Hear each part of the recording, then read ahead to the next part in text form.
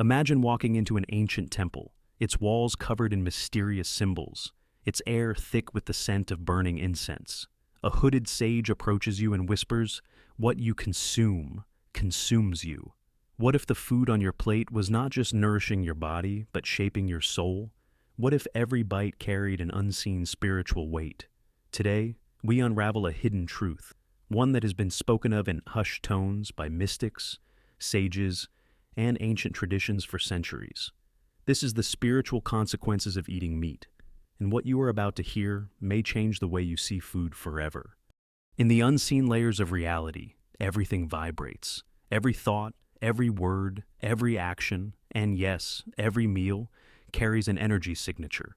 When an animal is killed, what does it experience? Fear, panic, suffering, a sudden violent disruption of its life force. That energy does not simply vanish. It imprints itself into the flesh, encoded in its very cells. And when that flesh is consumed, that energy transfers into the one who eats it. Ancient spiritual traditions understood this well. The sages of India spoke of prana, the life energy that flows through all living beings. The Taoists observed qi, the unseen force that animates existence. And deep within the mystical texts of the Essenes, there is a warning.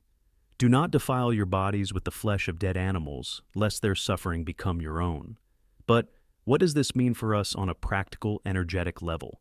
How does consuming meat shape our consciousness, our emotions, and our spiritual path? Imagine your mind as a still, clear lake. Every experience, every thought, and every meal is like a stone dropped into its waters, creating ripples that shape your inner world. When we consume plant-based foods, fruits, vegetables, grains, these foods carry the energy of the sun, the earth, and the rain. Their vibrations are light, clean, and harmonious. But when we consume meat, especially from animals that have suffered, we introduce discord into our energy field. The fear, pain, and distress encoded in the flesh subtly influence our emotional state, making us more prone to aggression, anxiety, and restlessness.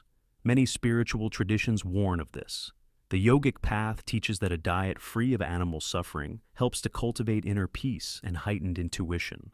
The Buddhists speak of ahimsa, non-harming, as a key to transcending lower states of consciousness. Even the ancient Egyptian mystery schools held that those seeking enlightenment must first purify their bodies, abstaining from foods that lower their vibration.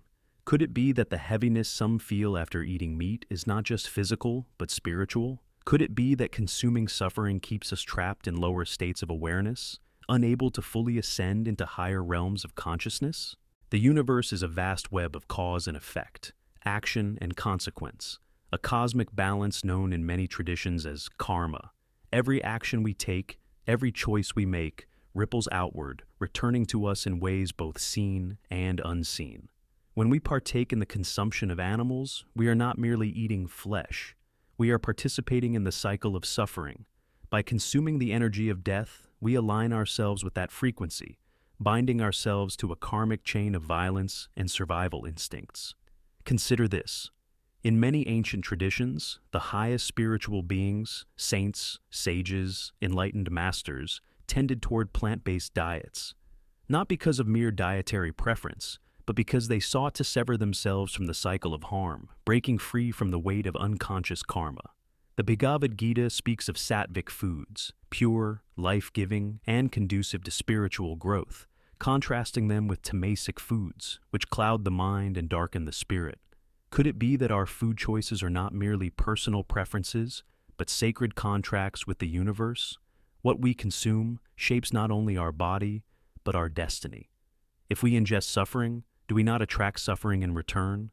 And if we choose life, light, and compassion, do we not align ourselves with a higher path? Everything in existence vibrates at a certain frequency. Low vibrations correspond to fear, anger, and survival instincts. Higher vibrations resonate with love, peace, and expanded awareness. The foods we consume influence where we fall on this spectrum. Many who transition away from eating meat report a shift, not just in physical health, but in perception. Their thoughts become clearer, their emotions stabilize, their meditations deepen. It is as if a veil has been lifted, allowing them to tune into subtler realities that were previously obscured. This is why ancient mystics and monks often lived on simple plant-based diets. It It was not about morality alone. It was about unlocking latent spiritual abilities, the ability to perceive energy, to heighten intuition, to attune to divine frequencies. Some traditions even claim that the denser energies of meat act like an anchor, holding the soul to the lower planes of existence. In contrast, a diet free from violence allows the spirit to ascend, light as a feather, unburdened by the weight of suffering. Could it be that what we eat determines the clarity of our soul's connection to higher realms? That by shifting our diet, we shift our very consciousness? At the heart of every great spiritual journey lies a simple truth. Consciousness expands where there is awareness and contracts where there is ignorance. To eat mindfully is to live mindfully. To choose foods that uplift is to choose a path of higher awakening. This is not about dogma or rigid rules. It is about understanding the unseen consequences of what we put into our bodies, how our choices ripple beyond the physical and into the realm of spirit.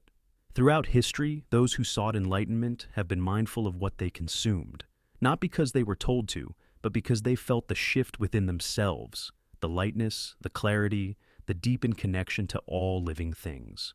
So, the question is not whether one should eat meat, but rather, what kind of energy do you want to invite into your being?